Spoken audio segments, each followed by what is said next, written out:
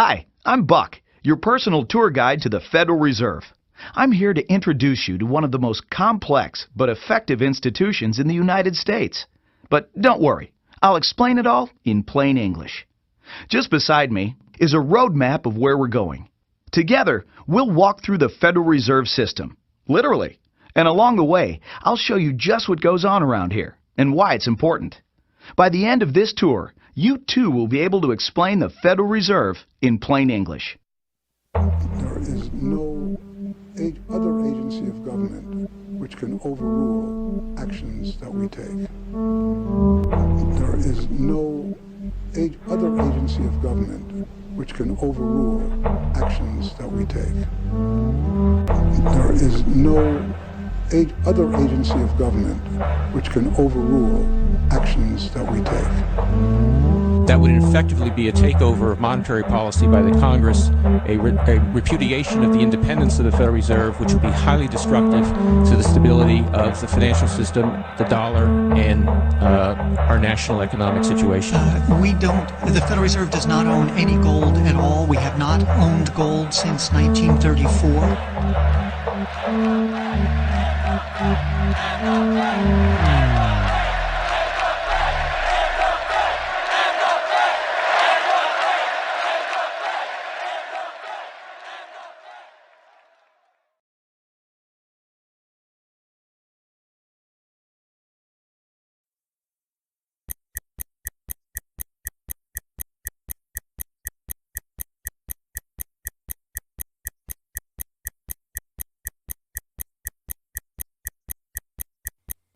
All our lives, we've been told that economics is boring.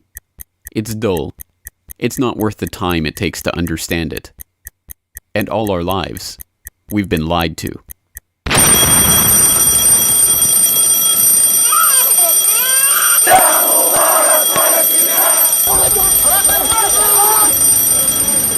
War, poverty, revolution. They all hinge on economics, and economics all rests on one key concept. Money. Money. It is the economic water in which we live our lives. We even call it currency.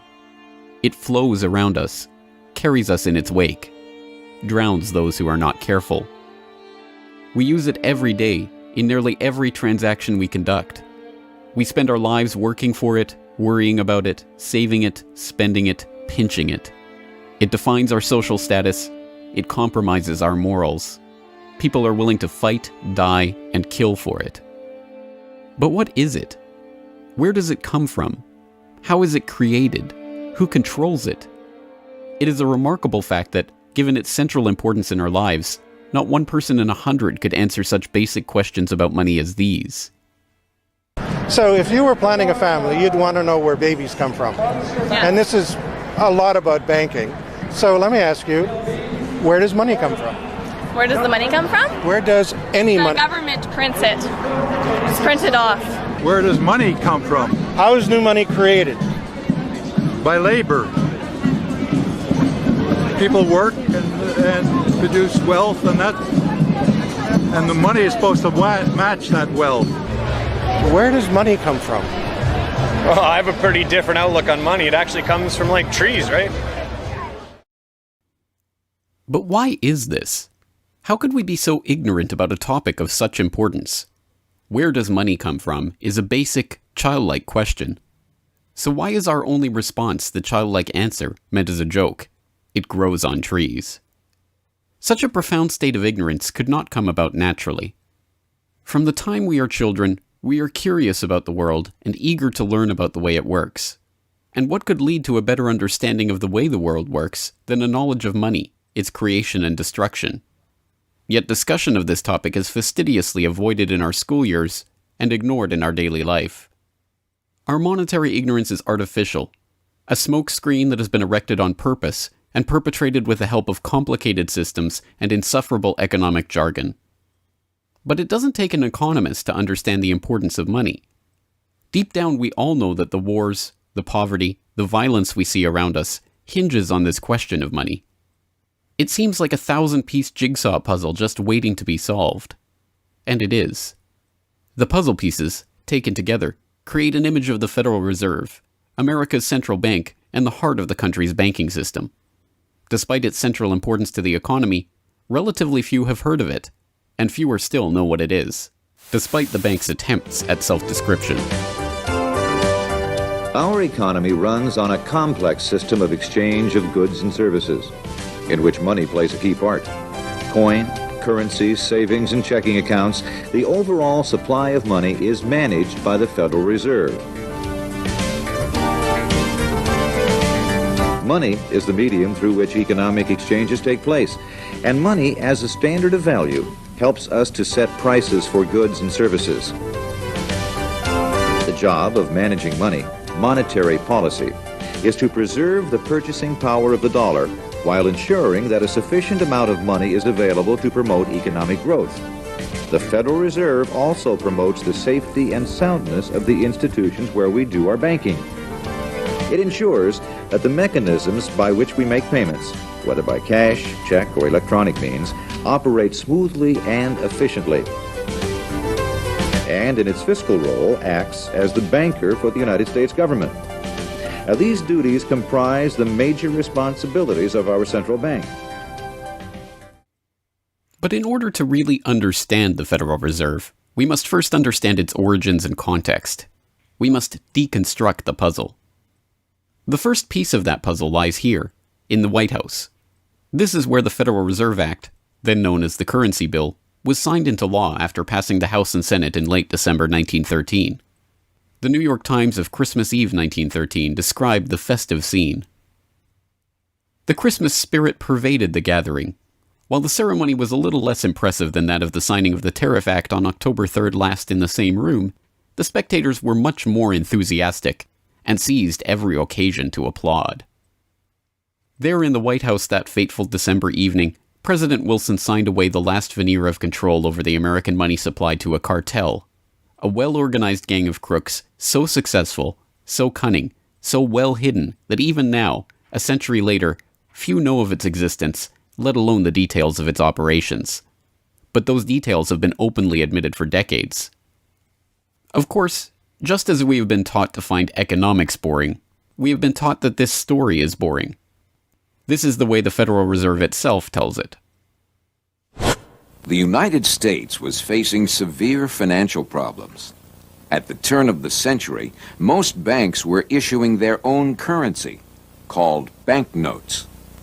The trouble was, currency that was good in one state was sometimes worthless in another.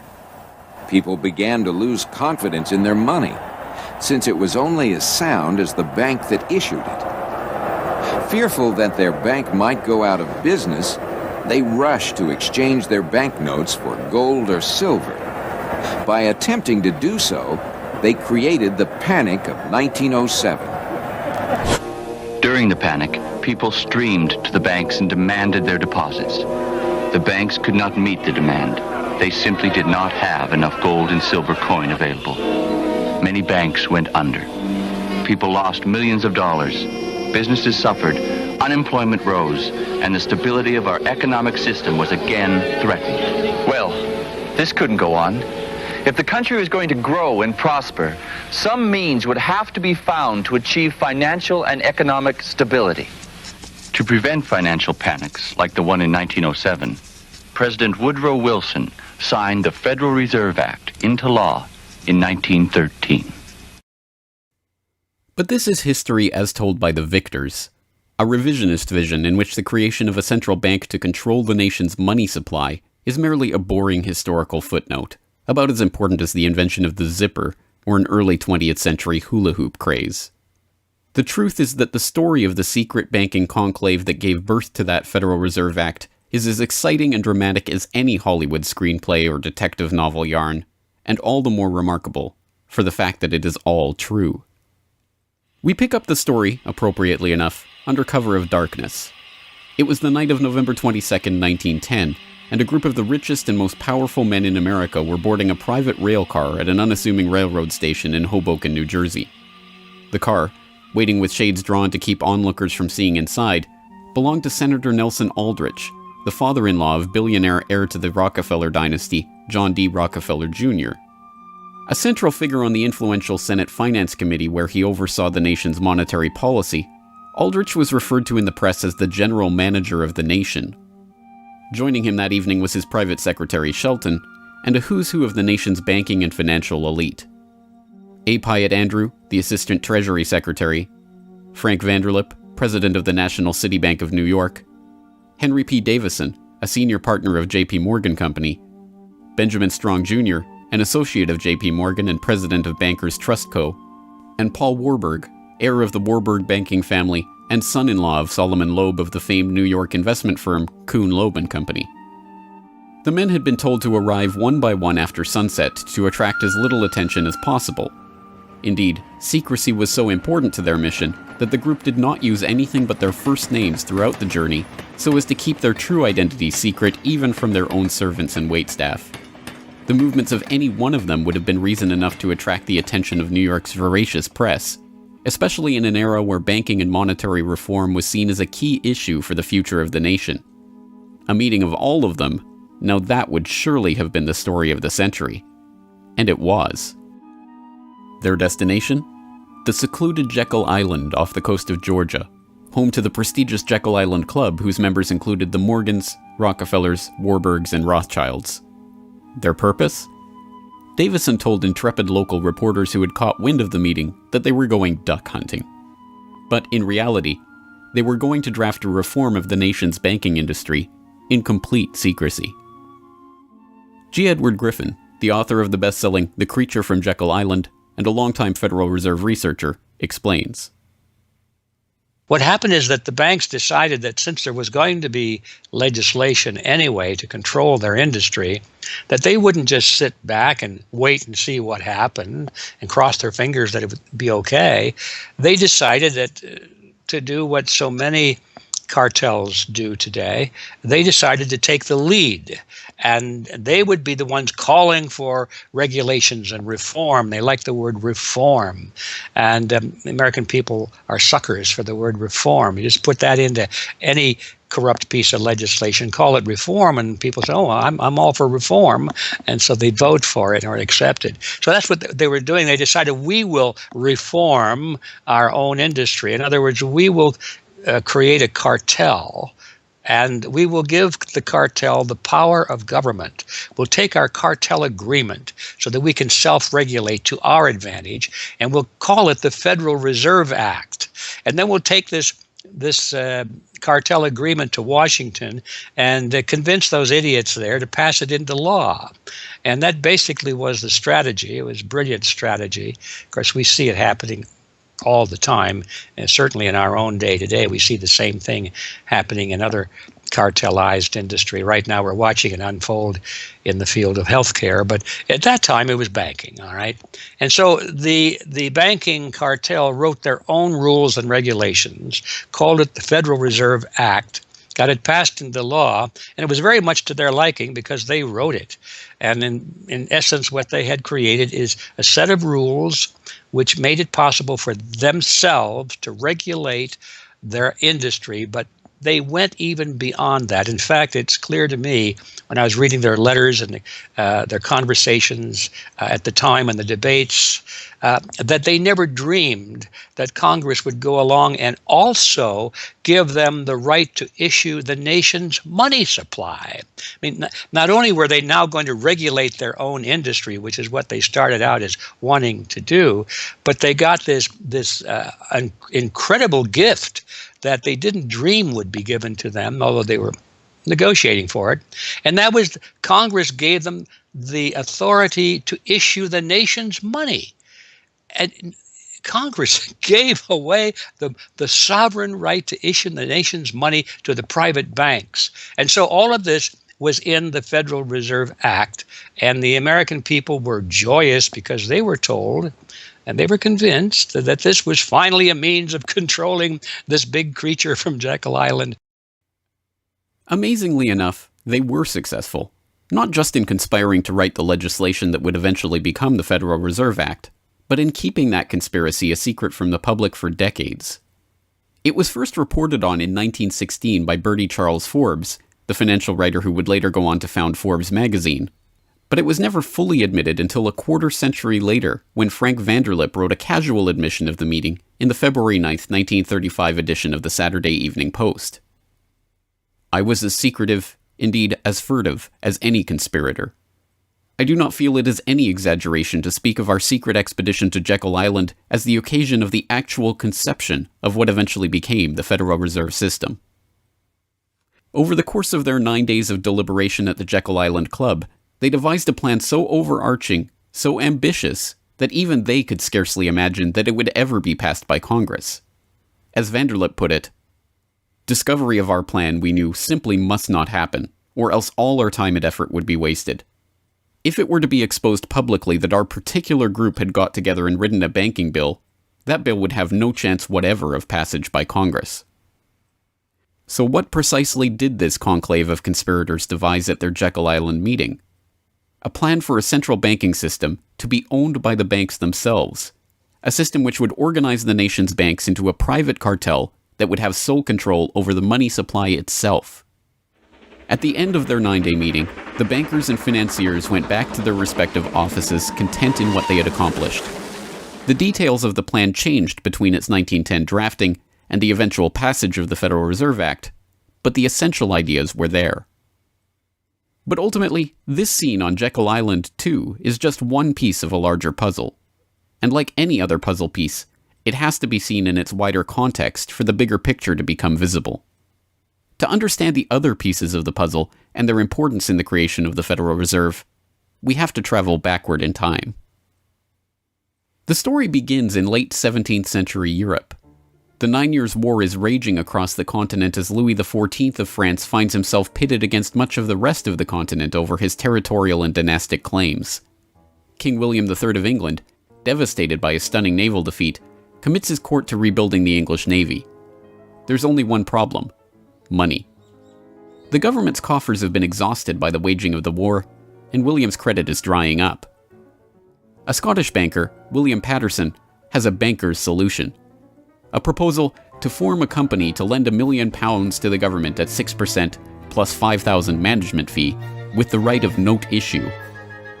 By 1694, the idea has been slightly revised, a £1.2 million loan at 8% plus £4,000 for management expenses. But it goes ahead. The magnanimously titled Bank of England is created. The name is a carefully constructed lie, designed to make the bank appear to be a government entity. But it is not. It is a private bank owned by private shareholders for their private profit, with a charter from the king that allows them to print the public's money out of thin air and lend it to the crown. What happens here at the birth of the Bank of England in 1694 is the creation of a template that will be repeated in country after country around the world. A privately controlled central bank lending money to the government at interest, money that it prints out of nothing. And the jewel in the crown for the international bankers that creates this system is the future economic powerhouse of the world, the United States. In many important respects, the history of the United States is the history of the struggle of the American people against the banksters that wish to control their money. By the 1780s, with colonies still fighting for independence from the crown, the bankers will get their wish. In 1781, the United States is in financial turmoil. The Continental, the paper currency issued by the Continental Congress to pay for the war, has collapsed from overissue and British counterfeiting. Desperate to find a way to finance the end stages of the war, Congress turns to Robert Morris, a wealthy shipping merchant who was investigated for war profiteering just 2 years earlier. Now, as Superintendent of Finance of the United States from 1781 to 1784, he is regarded as the most powerful man in America, next to General Washington.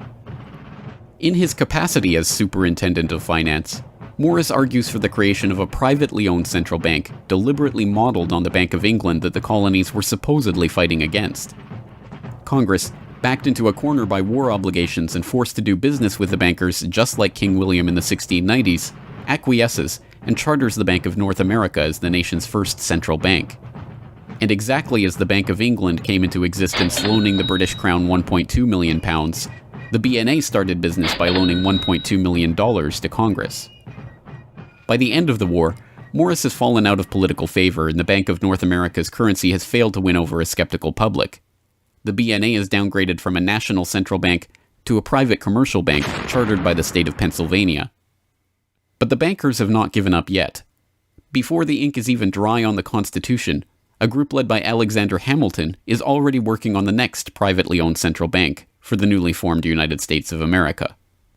So brazen is Hamilton in the forwarding of this agenda that he makes no attempt to hide his aims or those of the banking interests he serves. "A national debt, if it is not excessive, will be to us a national blessing," he wrote in a letter to James Duane in 1781. "It will be a powerful cement of our Union. It will also create a necessity for keeping up taxation to a degree which, without being oppressive, will be a spur to industry." Opposition to Hamilton and his debt-based system for establishing the finances of the U.S. is fierce. Led by Jefferson and Madison, the bankers and their system of debt enslavement is called out for the force of destruction that it is, with Thomas Jefferson writing, "The spirit of war and indictment, since the modern theory of the perpetuation of debt, has drenched the earth with blood and crushed its inhabitants under burdens ever accumulating." Still, Hamilton proves victorious. The first Bank of the United States is chartered in 1791 and follows the pattern of the Bank of England and the Bank of North America almost exactly. A privately owned central bank with the authority to loan money that it creates out of nothing to the government. In fact, it is the very same people behind the new bank as were behind the old Bank of North America. It was Alexander Hamilton, Robert Morris's former aide, who first proposed Morris for the position of financial superintendent, and the director of the old Bank of North America, Thomas Willing, is brought in to serve as the first director of the first Bank of the United States. Meet the new banking bosses, same as the old banking bosses. In the first 5 years of the bank's existence, the U.S. government borrows $8.2 million from the bank, and prices rise 72%. By 1795, when Hamilton leaves office, the incoming Treasury Secretary announces that the government needs even more money and sells off the government's meager 20% share in the bank, making it a fully private corporation. Once again, the U.S. economy is plundered while the private banking cartel laughs all the way to the bank that they created.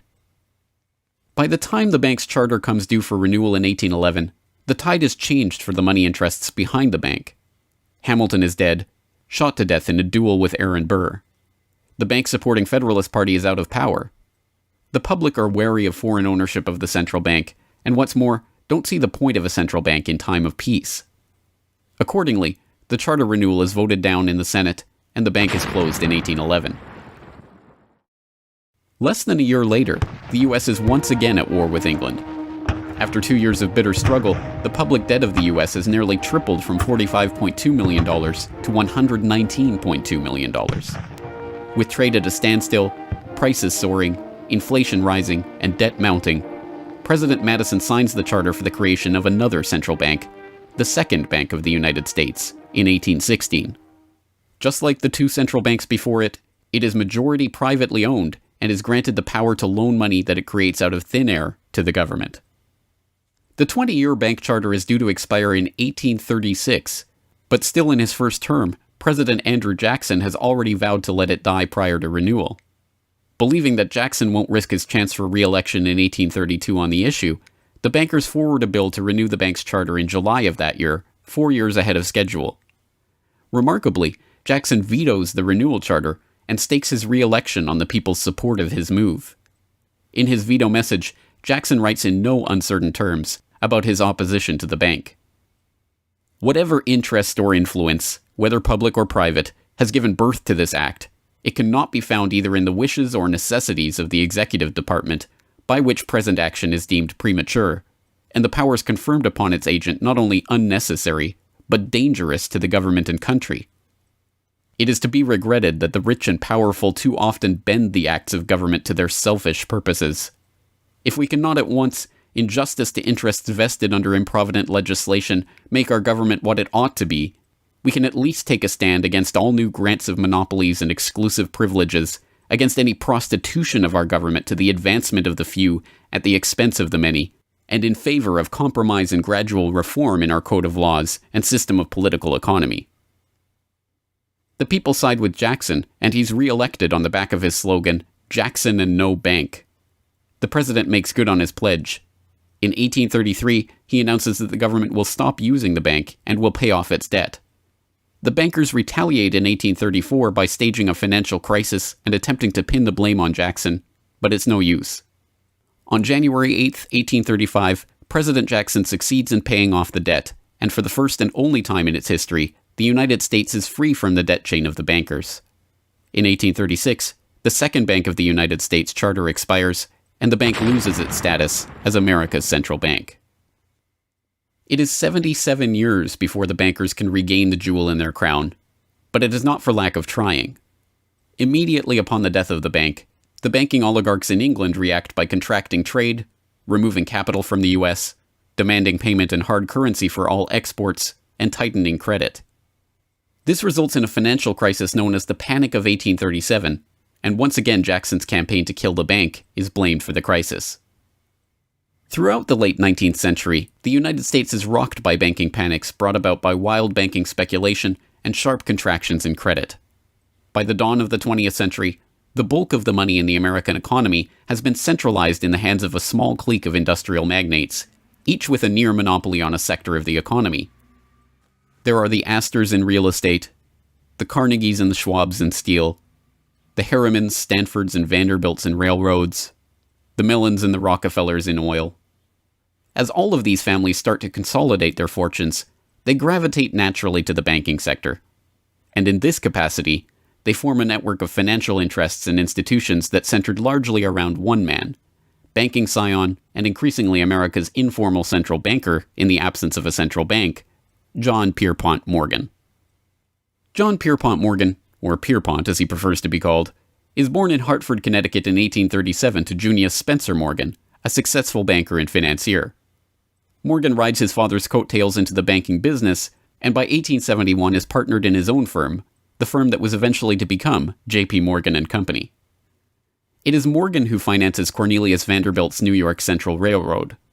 It is Morgan that finances the launch of nearly every major corporation of the period, from AT&T to General Electric to General Motors to DuPont.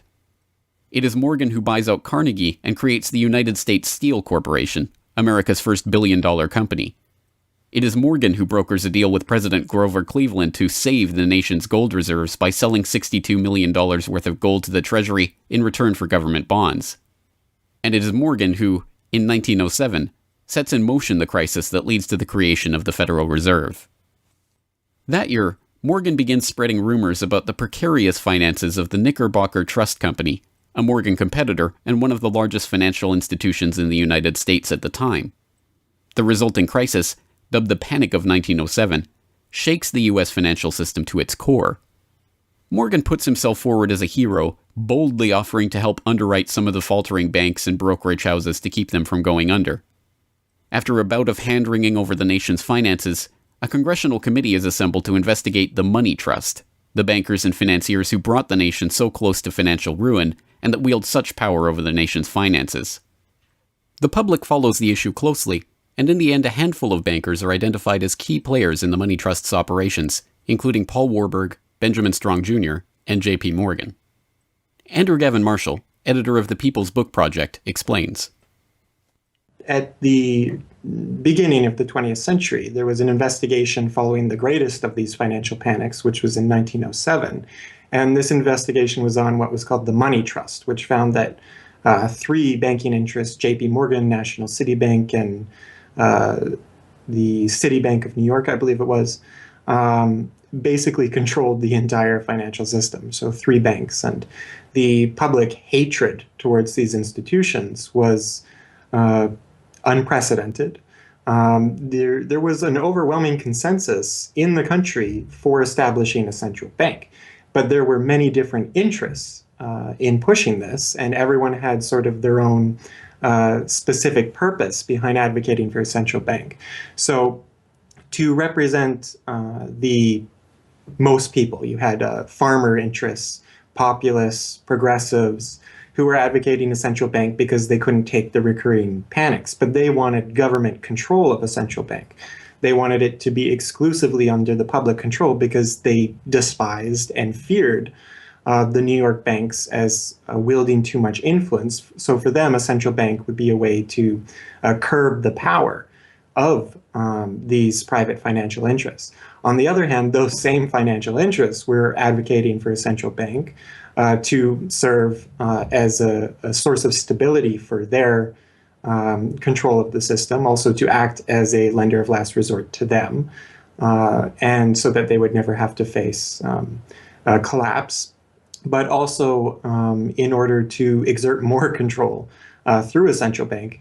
The private New York banking community wanted a central bank under the exclusive control of them. There's a shocker. So you had all these various different interests which converged. Of course, the most influential happened to be the New York financial houses, which were more aligned with European financial houses than they were with any other element in American society. The main individual behind the founding of the Federal Reserve was Paul Warburg, who was a partner with Kuhn, Loeb and Company, European banking house. His brothers were prominent bankers in Germany at that time, and he had, of course, close connections with every major financial and really big industrial firm in the United States, and most of those existing in Europe. And he was discussing all these ideas with his fellow compatriots in advocating for a central bank. In 1910, Warburg got the support of a senator named Senator Aldrich, whose family later married into the Rockefeller family. Again, I'm sure just a coincidence, but Aldrich invited Warburg and a number of other bankers to a private, secret meeting on Jekyll Island, just off the coast of Georgia, where they met in 1910 to discuss the construction of a central bank in the United States, but one which, of course, would be owned and serve the interests of the private bankers. Aldrich then, in 1911, presented this as the Aldrich Plan or the Aldrich Bill in the U.S. Congress, and it was actually voted out. The public, suspicious of Senator Aldrich's banking connections, ultimately reject the Jekyll Island Cabal's Aldrich Plan. The cabal does not give up, however. They simply revise and rename their plan, giving it a new public face, that of Senator Robert Owen and Representative Carter Glass. In the end, the money trust that was behind the Panic of 1907 uses the public's own outrage against them to complete their consolidation of control over the banking system. The newly retitled Federal Reserve Act is signed into law on December 23, 1913, and the Fed begins operations the next year.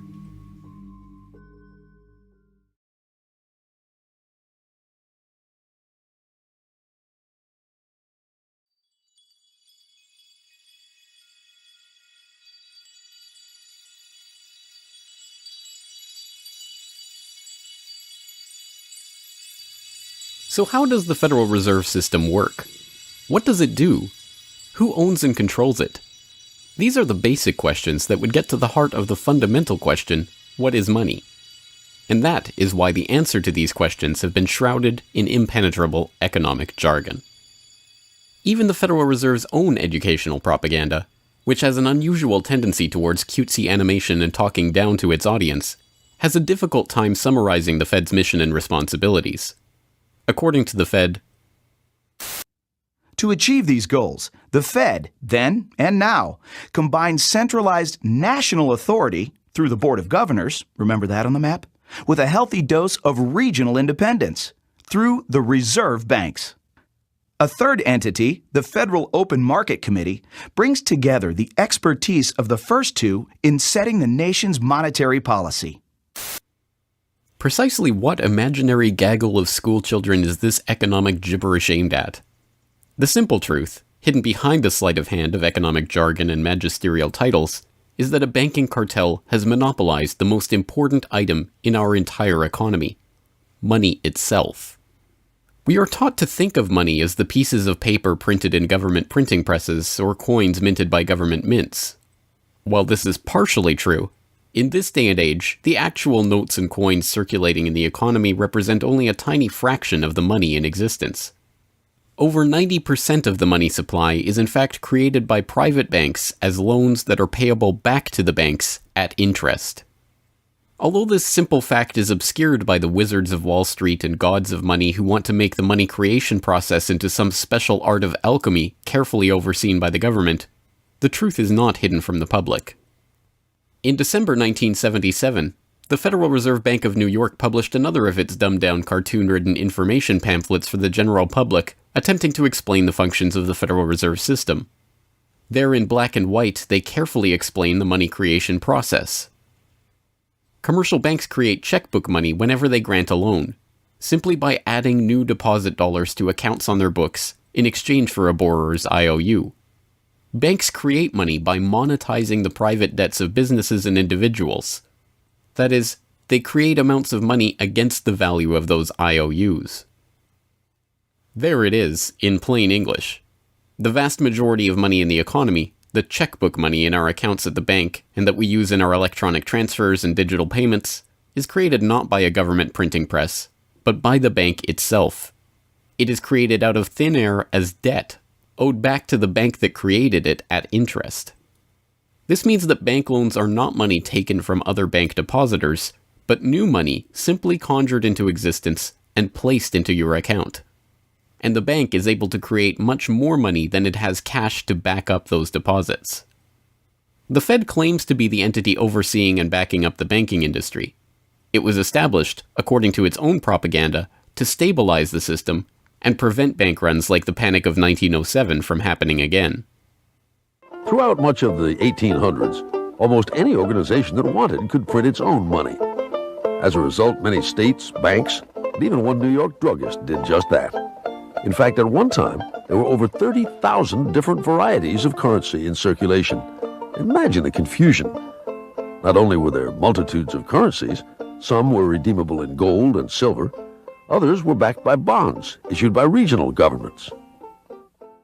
It was not unusual for people to lose faith both in the value of their currency and in the entire financial system. With many people trying to withdraw their deposits at once, sometimes the banks didn't have enough money on hand to pay their depositors. Then, when the funds ran out, the banks suspended payment temporarily, and some even closed. People lost their entire savings, and sometimes regional economies suffered. Obviously, something had to be done, and in 1913, something was. In that year, President Woodrow Wilson signed into effect the Federal Reserve Act. This act created the Federal Reserve System to provide a safer and more stable monetary and banking system. If that was indeed its aim, it signally failed to do so in running up one of the greatest bubbles in American history to that point in the 1920s, just a decade after its creation. The popping of that bubble, of course, led directly into the Great Depression and one of the greatest periods of mass poverty in American history. Economists have long argued that the Fed itself was the cause of the Depression by its complete mismanagement of the money supply. As former Federal Reserve Chairman Ben Bernanke admitted in a speech commemorating Fed critic Milton Friedman's 90th birthday, regarding the Great Depression, "You're right, we did it. We're very sorry. But thanks to you, we won't do it again." Price stability is another cited tenet of the Federal Reserve's mandate. But here, too, the Fed has completely failed to live up to its own standards. Aside from the banking system, the Federal Reserve has another responsibility that's probably even more important. It's in charge of something called monetary policy. Basically, it means trying to keep prices stable to avoid inflation. Say you buy a CD today for $14. But what if next year the price of the CD jumped to $20 or $50? Not because of a change in supply or demand, but because all prices were going up. That's inflation. There are a lot of different causes of inflation, but one of the most important is too much money. The Fed can adjust the money supply by injecting money into the system electronically or by withdrawing money from the economy. Think of it. The Federal Reserve has the ability to create money and make it disappear. What's most important is what happens as a result. Anytime the supply of money is altered, the effects are felt throughout the economy. The Fed's methods have changed over time to take advantage of the latest computers and electronics, but its mission remains the same: to aim for stable prices, full employment, and a growing economy. 100 years ago, in 1913, the Fed was created, and we've marked it with a vertical line there. Consumer prices now are about 30 times higher than they were when the Fed was created in 1913. Paper money, too, is the responsibility of the Federal Reserve. Hence, the dollars in circulation are not Treasury notes, not bills of credit, but Federal Reserve notes, debt-based notes backed up, ultimately, by the government's own promise to pay. It's sovereign bonds backed up by the taxpayers themselves. At one time, the Federal Reserve banks were legally required to keep large stockpiles of gold in reserve to back up these notes. But that requirement was abandoned, and today the notes are backed up mostly by government securities. The Fed no longer keeps any actual gold on its books, but gold certificates issued by the Treasury and valued not at the spot price of $1,300 per troy ounce, but an arbitrarily fixed statutory price of $42 2/9 per ounce. But I do have one question. During the crisis or any time that you're aware of, has the Federal Reserve or Treasury participated in any gold swaps arrangements? We don't. The Federal Reserve does not own any gold at all. We have not owned gold since 1934. So we have not engaged in any gold swaps. But it appears on your balance sheet that you hold gold. What appears on our balance sheet is gold certificates. When we turned before 1934, the Federal Reserve did own gold.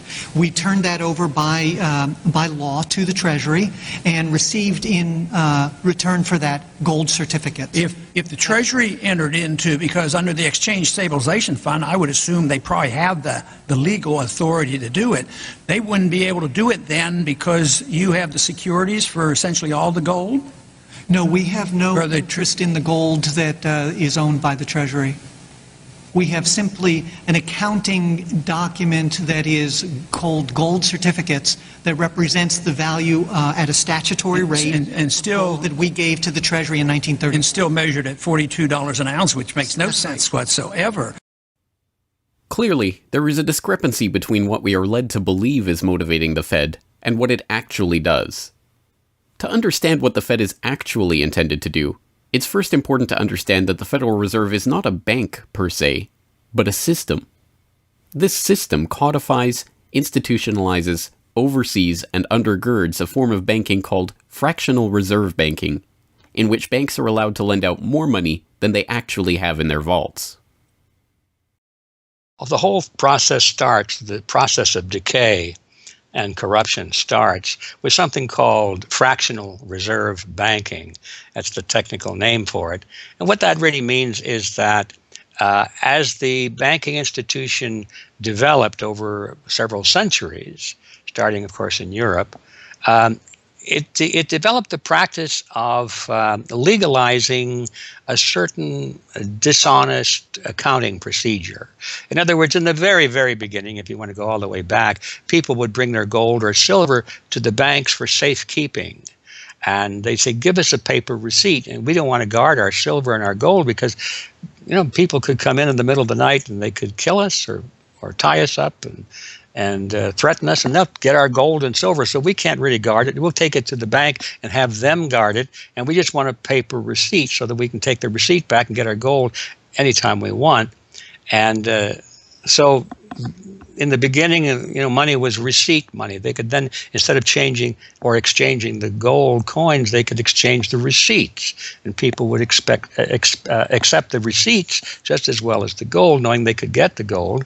And so these paper receipts being circulated were, in essence, the very first examples of paper money. Well, the banks learned early on that game that here they were sitting on this pile of gold and all these paper receipts out there. People weren't bringing the receipts in anymore. Very few of them, maybe 5%, maybe 7% of the people would bring in their paper receipts and ask for the gold.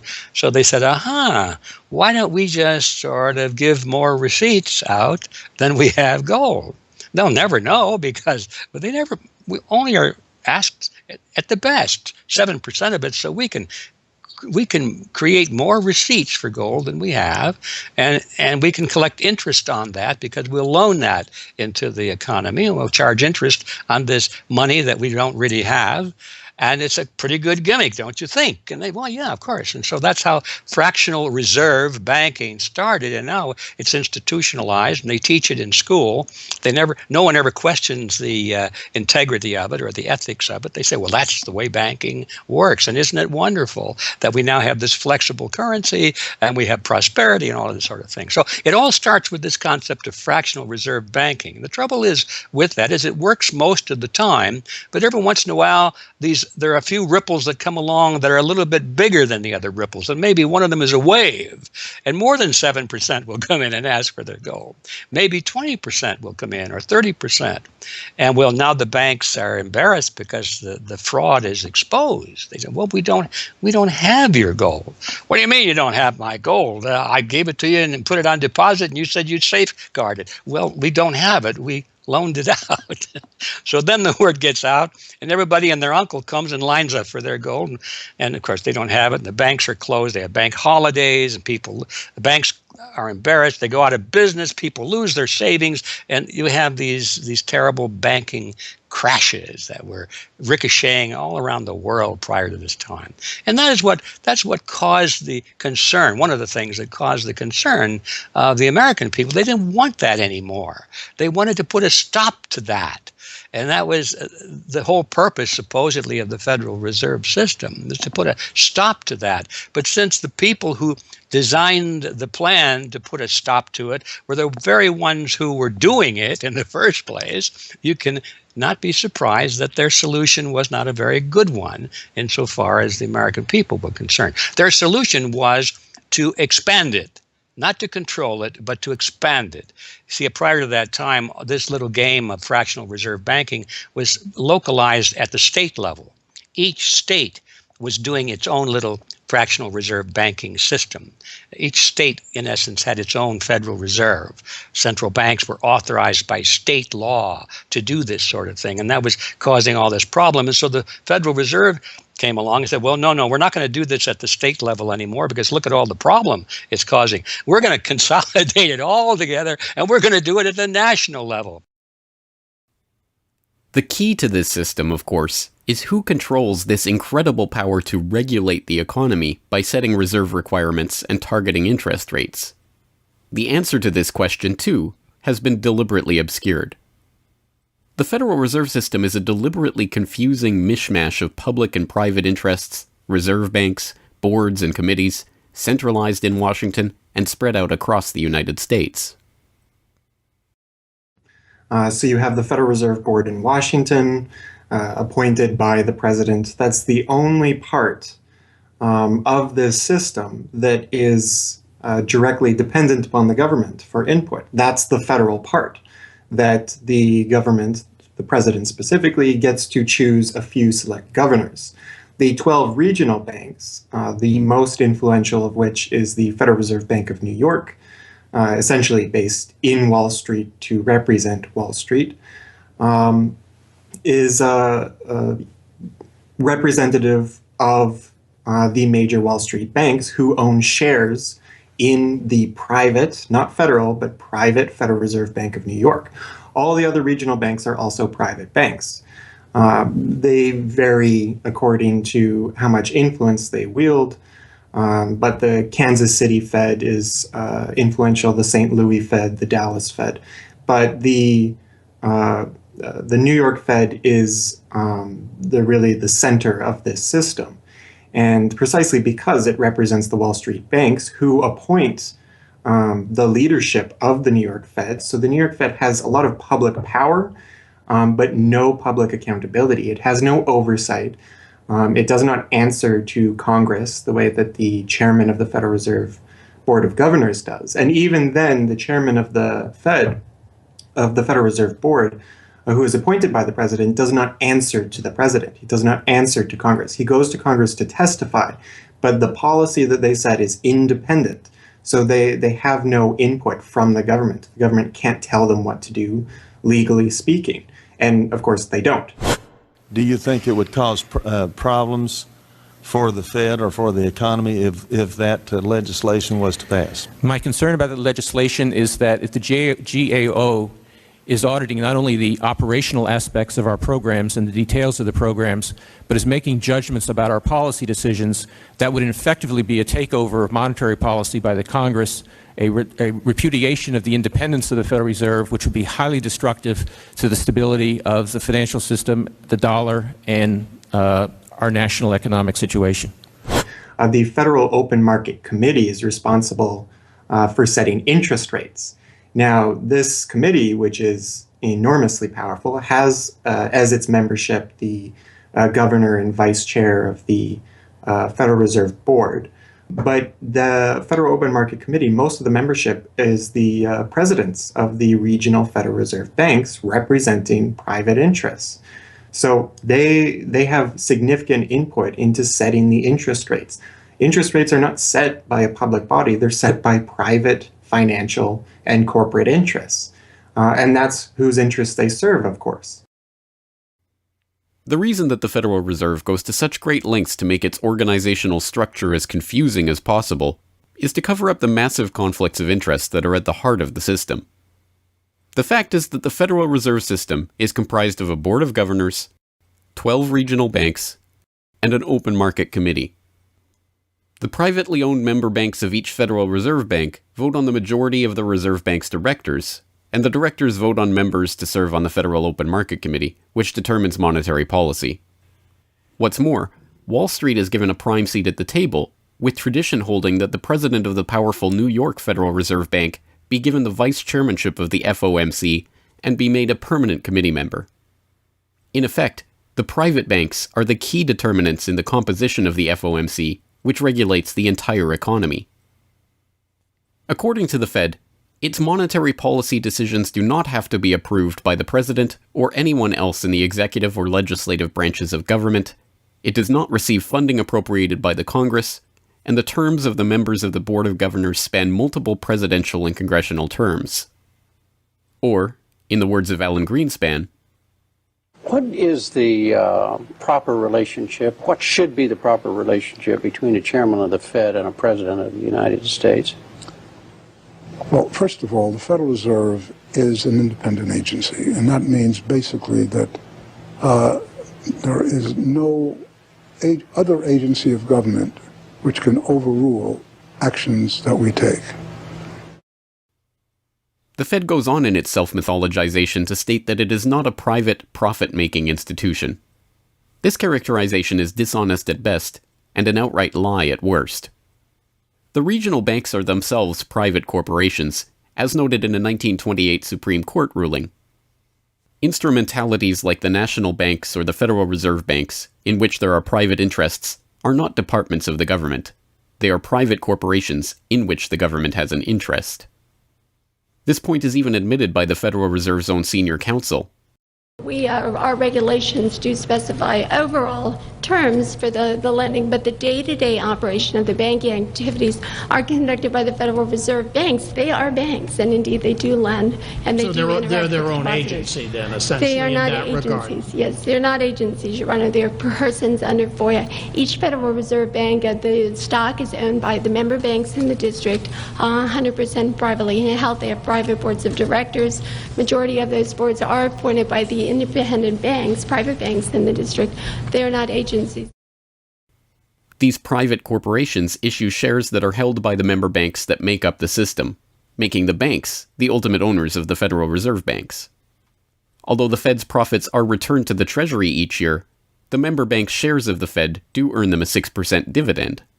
According to the Fed, the fixed nature of these returns means that they are not being held for profit. Despite the dishonest nature of this description, however, it is important to understand that the bankers who own the Federal Reserve indeed do not make their money from the Fed directly. Instead, the benefits are much less obvious and much more insidious. The simplest way that this can be understood is that, as a century of history and the specific example of the last financial crisis shows, the Fed was used as a vehicle to bail out the very bankers who own the Fed banks in the most obvious example of fascistic collusion imaginable.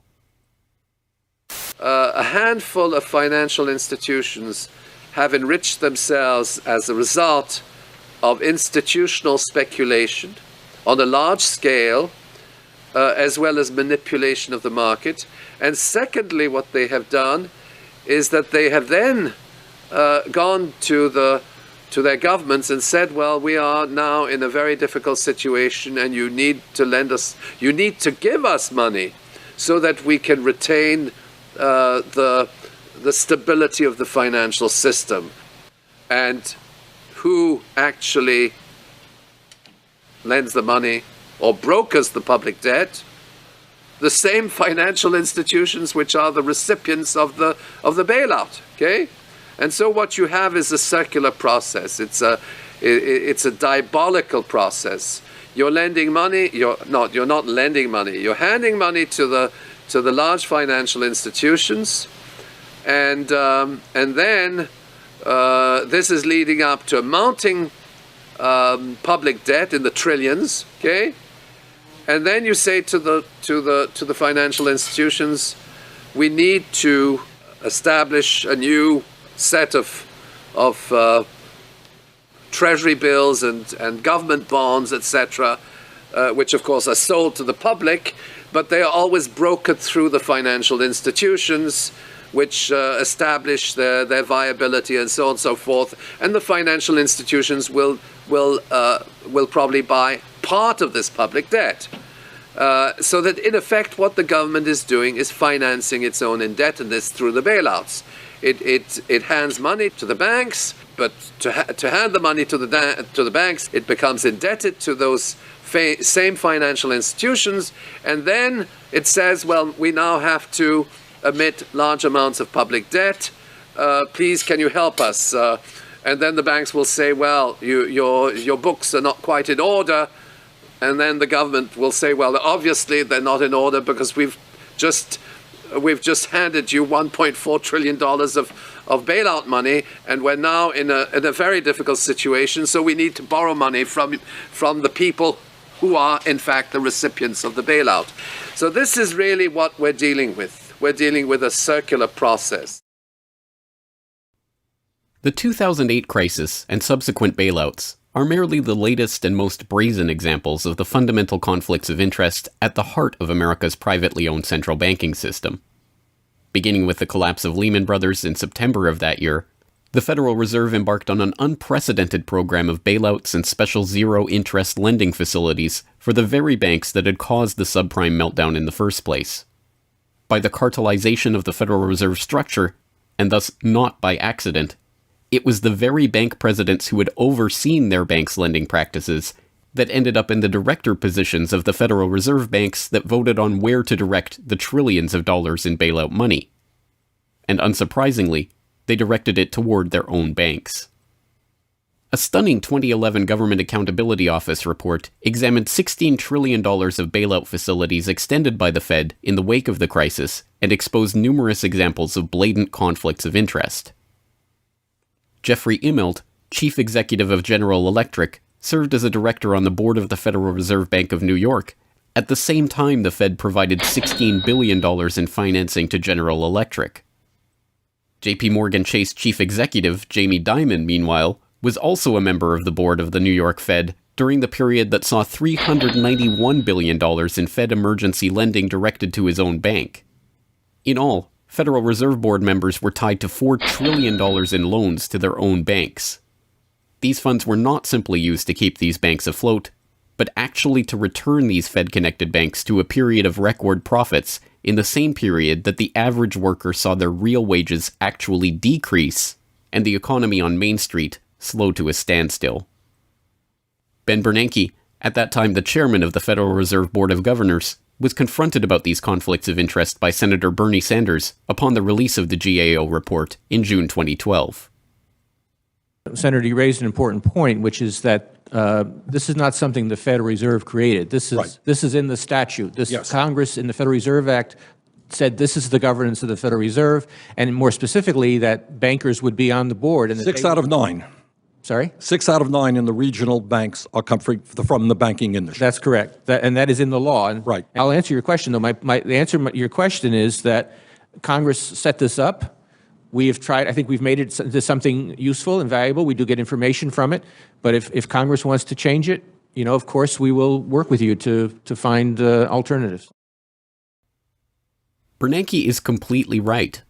These conflicts are, in fact, a part of the institution itself, a structural feature of the Federal Reserve that was baked into the Federal Reserve Act itself over 100 years ago by the bankers who conspired to cartelize the nation's money supply. You could not ask for a more succinct reason why the Federal Reserve itself, this admitted cartel of banking interests, needs to be abolished. But you could get one.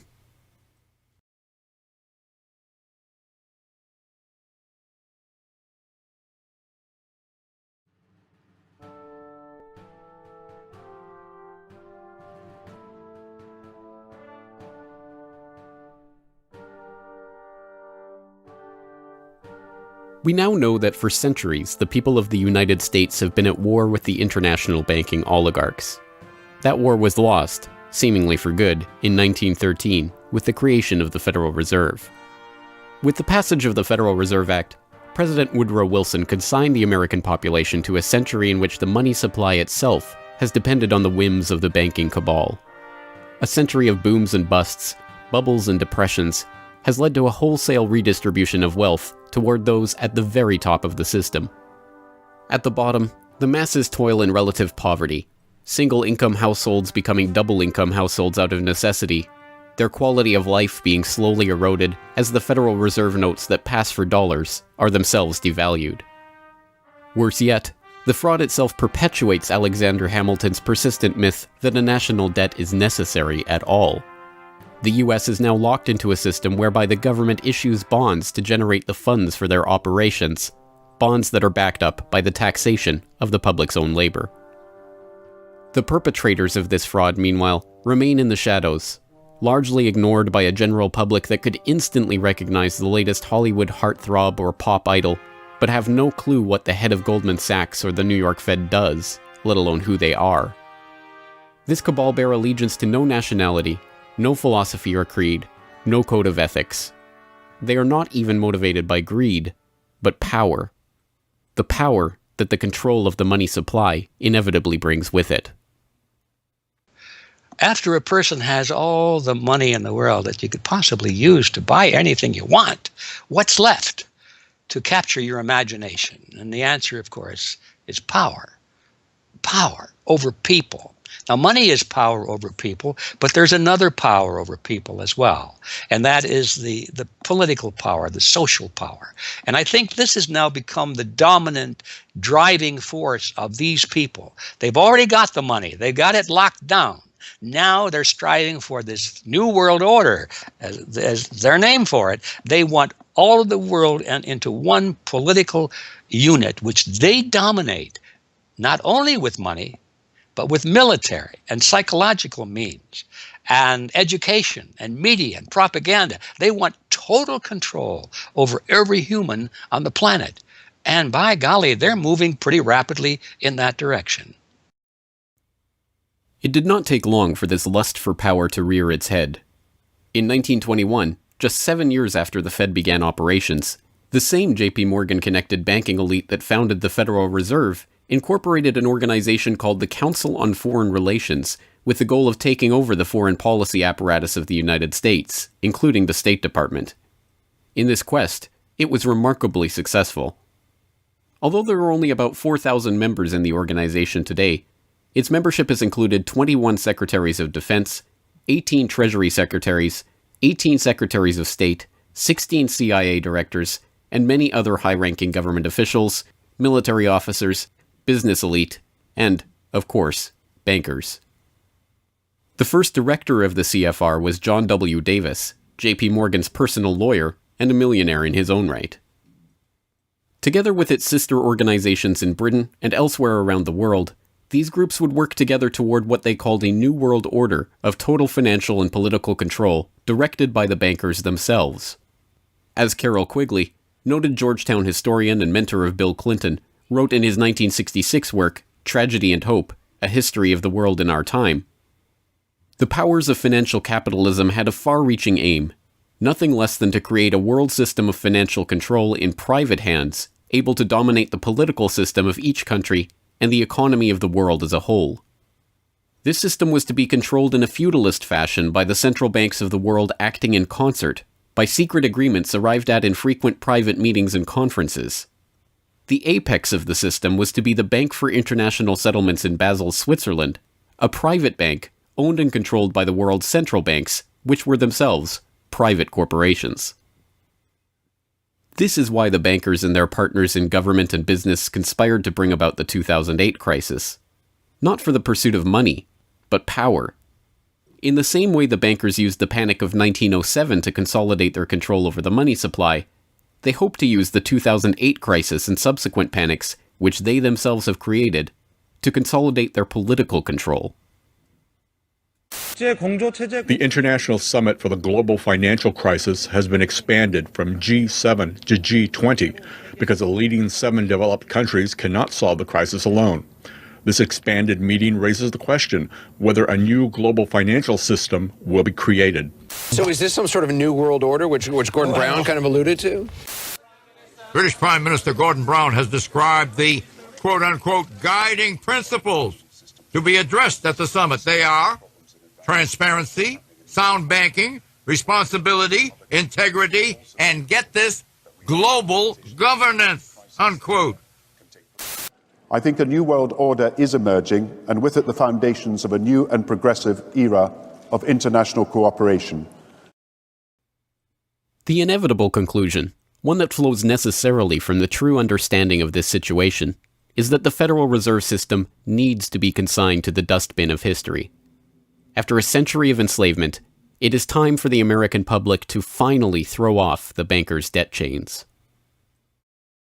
If there was ever a point in human history to start questioning alternatives, this would be it. And to think that where we are and simply say, oh, well, this is the best of our options. How many of the best options lead to self-destruction? Doesn't sound like a best option. I think that with a world of 7 billion people, we can probably come up with something better than a system in which a few thousand people benefit so much at the expense of everything else on this world, and at the expense of the potential for the future of mankind. They're leveraging our future. And so long as we accept this way of thinking, so long as we accept these institutions as having dominance, that's the direction we'll be going. So I think reform is a good way to try and stall and to push back directly against the expanding and evolving power structures. But a radical change is what's really needed, and that has to be built from the bottom up. But I think that these two processes can and should go together in parallel. If you've made it this far, congratulations. You are now better informed on the economic history of the United States and the truth about the Federal Reserve than 99% of the population. If you do nothing else, then just working to get those around you educated on this information alone will have a profound effect. Once they learn of the scam, many are motivated to do something about it, and they, in turn, inform others. This is the viral nature of suppressed truth, and it is the reason that more people are aware of and energized by the issue of the Federal Reserve and the nature of money than ever before. Perhaps even more amazingly, this movement is spreading to other parts of the globe. Recognizing the interlocking nature of the modern global economy and the international nature of the banking oligarchy, movements to abolish the Federal Reserve have sprung up in Europe, where protests against the cartelized central banking system are taking place in over 100 cities, attracting 20,000 people on a weekly basis. I started this movement because I realized that the Federal Reserve Act, in my opinion, is one of the most worst laws in the whole world. So a private banking company is lending America the money, and in my opinion, America is not any more democratic. The Federal Reserve tells the government what to do, and that's a problem. It's a very big problem, especially in the US. Why is it a global issue, and why are people doing it here in Germany? Because when you realize that this finance system, it's a global system, you have to go to the really beginning of the system. And in my opinion, it's also the World Bank and the International Fund of Currencies and stuff like this. But at the beginning of all this is a law from 1913. Woodrow Wilson signed it. And this is the beginning of all this hardcore capitalism we are suffering right now from. And the only way to stop this is maybe to break this law.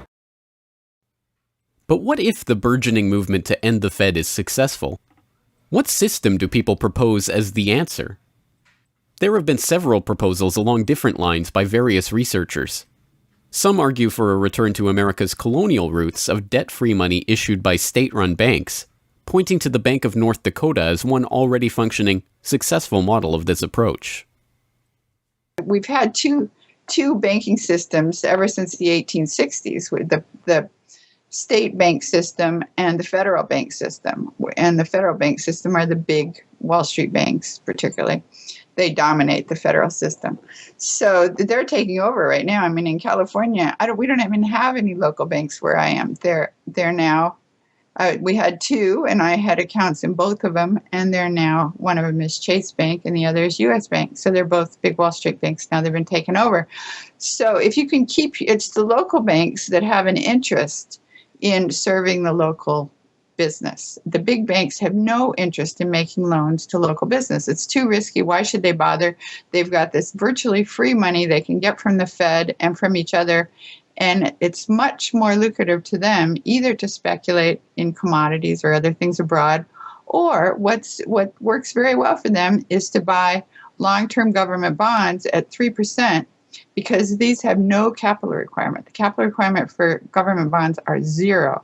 So they can buy all of those that they want. Whereas if they buy, let's say, mortgages, or if they make loans for mortgages, or they make loans to businesses, then they have to worry about their capital requirement. And as soon as they've used up all their capital, in other words, $8 of capital will get you $100 of loans, then they can't make any more loans. They have to wait for 30 years till those loans get paid off.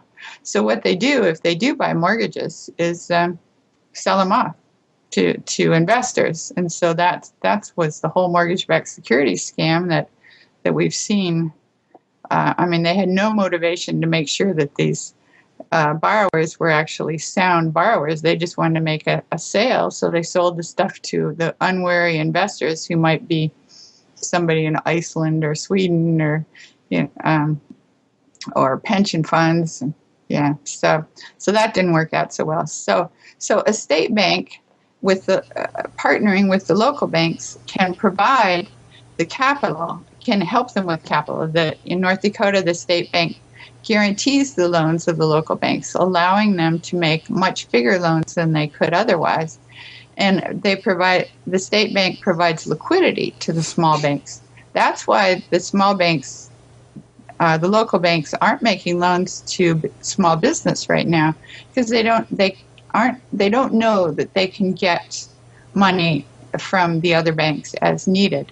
The way banking works is they make the loan first. I mean, if you have credit lines to many different businesses, and if they all hit up their credit lines at once, you're going to run out of money. So you don't dare do that unless you know that you can get short-term loans from the other banks. And what's happening right now, even though there's $1.6 trillion in excess reserves sitting on the books of the big banks, they're not available to the little banks. And the reason is because the Fed is paying 0.25% interest on those reserves. So the banks have no incentive to lend them to the little banks. Why let go of them when you can make just as much keeping them, and then you still have your reserves, and you can use them as collateral to buy bonds or something that'll make you more money. So the whole system is messed up. And in North Dakota, the Bank of North Dakota provides the liquidity for these local banks.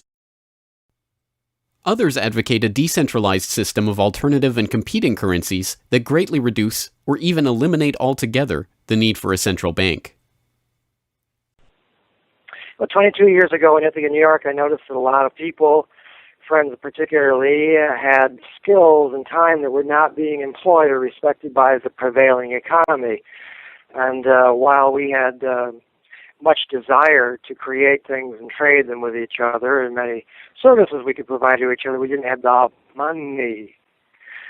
So, since I have a background in graphic design, journalism, and arrogance, I went to my computer and designed paper money for Ithaca, New York. Designed pretty colorful money, with pictures of children, waterfalls, and trolley cars, and denominated in hours of labor. 1 hour note, half hour, quarter, eighth hour note, 2 hour note, and then began to issue to each of the pioneer traders who had agreed to be listed in the directory a specific starter amount. And the game began. An hour has been worth an hour of basic labor, or 10 US dollars, which at that time, 20 years ago, was double the minimum wage. People who usually expect more than $10 per hour of their service can charge multiple hours per hour, but the denomination puts between us as residents of our community that reminder that we are fellow citizens, not merely winners or losers scrambling for dollars. And it introduces us to each other on the basis of these skills and services that we have, that we are more proud to provide for each other than often is the case with a conventional job, just the stuff we have to do to get the money to pay the bills. So through that trading process, that more intimate scale process within the community, we're more easily able to become friends and lovers and political allies. It's an inspiring story, and tell people about how much money has circulated through this community. I mean, it's important for people to understand just how successful this has been. Because we're not a computer system, we don't have a specific volume of trading recorded, but by the grapevine, by phone surveys, and over the years watching the money move, we were able to guess very reliably at several $1 million equivalent of this money has transacted over those years, making loans without charging interest up to $30,000 value, which is the fundamental monetary revolution in our system. Then as well, making grants of the money to over 100 community organizations. Some argue for currencies whose mathematical nature prevent them from being merely conjured into existence whenever a federal government wants to wage another war of aggression or forge another link in the seemingly endless train of governmental tyranny and abuse. What people have to understand about Bitcoin is that it's a completely decentralized network. There's no central server, there's no controlling company, there's no office. It's just free software that anyone can download and start running on their computer anywhere in the world. And that the Bitcoins themselves can be transferred to or from anyone, anywhere in the world. And it's impossible for any bank or government or entity to block you from sending or receiving those Bitcoins. There's a limited supply of those Bitcoins. There will never, ever, ever be more than 21 million Bitcoins. And so because, like everything, the price is set based on supply and demand, because the supply of Bitcoins is limited and the demand is increasing as more and more people start to use them and more websites start to accept them, the price of Bitcoins in terms of dollars is going to have to increase even a lot more than the $500 per Bitcoin that it is today. Are there any drawbacks at all to the idea of using a cryptocurrency? If you're part of the current power elite that can just print money at will to spend on whatever you feel like, then yeah, the world switching over to Bitcoin is probably not going to benefit you. But if you're one of the normal people that aren't working for the Federal Reserve or any central bank that's printing money to pay to your friends and that sort of thing, then a Bitcoin world is a wonderful thing for you. Sound money, cryptocurrencies, state banks, LETS programs, self-issued credit. These and many other solutions have all been proposed, and many of them are in use in different localities today. Information on all of these ideas and how they are being applied in various parts of the world are widely available online. The point is that the question of what money is and how it should be created is perhaps the single greatest question facing humanity as a whole, and yet it is one that has been almost completely eliminated from the national conversation. Until recently.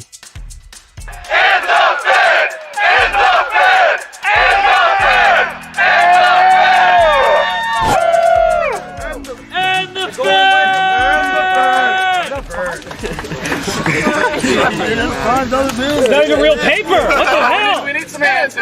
Fed! And the Fed! And the Fed! And the Fed!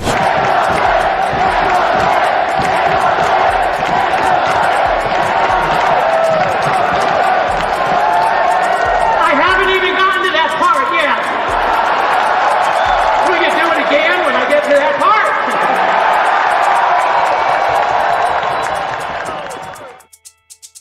And so the rest of the story is now in our hands. Once we understand the scam that has taken place, the gradual consolidation of wealth and power in the hands of an elite few banking oligarchs, and the growing impoverishment of the masses, all in the name of banking funny money created out of nothing and loaned to the public at interest, we can choose to get active or to do nothing at all. For those who choose to get active, there are some steps that you can take to help change the course of the system.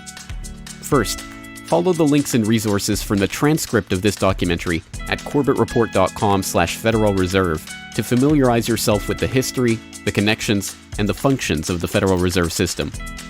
If you can't explain this material to yourself, then you will never be able to teach it to others. Secondly, begin reaching out to others to bring them up to speed on the issue.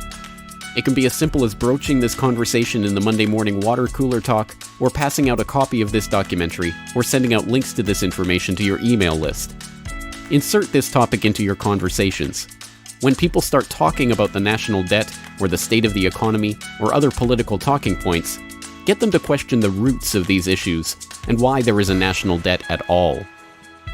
Thirdly, when you are able to find or create a group of like-minded people in your area who are engaged with the issue, start a study group on the issue and its solutions.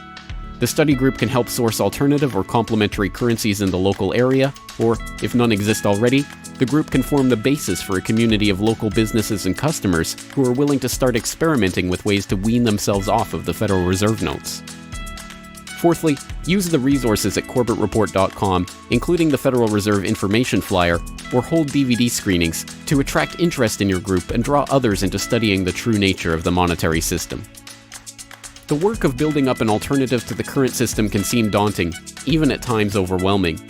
But it is important to keep in mind that the Federal Reserve System that seems so monolithic today has only been around for 1 century. Central banks have been defeated in America before, and they can be defeated again. The question of how we decide to change this system is not rhetorical.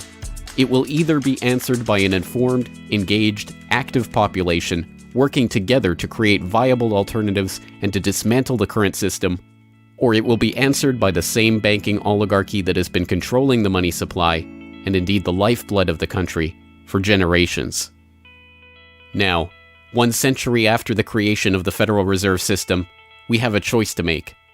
Whether the next century, like the one before it, will be a century of enslavement, or, transformed by the actions and choices that we make in the light of this knowledge, a century of empowerment. Thank